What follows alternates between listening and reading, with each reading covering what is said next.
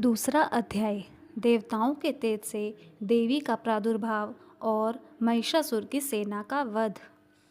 महर्षि मेधा बोले, प्राचीन काल में देवताओं और असुरों में पूरे 100 वर्षों तक घोर युद्ध हुआ था। उनमें असुरों का स्वामी महिषासुर था और देवराज इंद्र देवताओं के नायक थे। इस युद्ध में देवताओं की सेना परास्त हो गई थी और इस प्रकार संपूर्ण देवताओं को जीत महिषासुर इंद्र बन बैठा था। युद्ध के पश्चात हारे हुए देवता प्रजापति श्री ब्रह्मा को साथ लेकर उस स्थान पर पहुँचे जहाँ पर कि भगवान शंकर विराजमान थे। देवताओं ने अपनी हार का सारा वृत्तांत भगवान श्री विष्णु और शंकर जी से कह सुनाया। वह कहने लगे, हे प्रभु, महिषासुर सूर्य, इंद्र, अग्नि, वायु, चंद्रमा, यम, वरुण तथा अन्य देवताओं के सब अधिकार छीनकर सबका अधिष्ठाता स्वयं बन बैठा है। उसने समस्त देवताओं को स्वर्ग से निकाल दिया है। वह मनुष्य की तरह पृथ्वी पर विचर रहे हैं।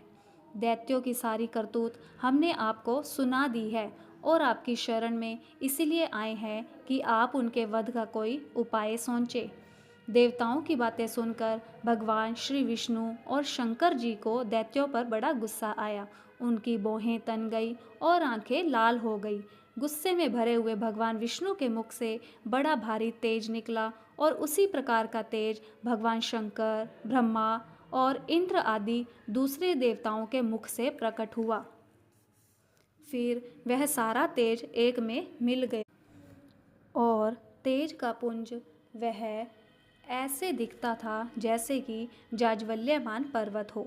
देवताओं ने देखा कि उस पर्वत की ज्वाला चारों ओर फैली हुई थी और देवताओं के शरीर से प्रकट हुए तेज की किसी अन्य तेज से तुलना नहीं हो सकती थी।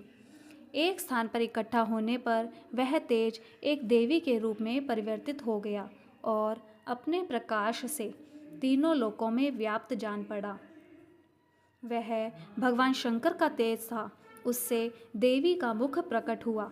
यमराज के तेज से उनके सिर के बाल बने। भगवान श्री विष्णु के तेज से उनकी भुजाएं बनी।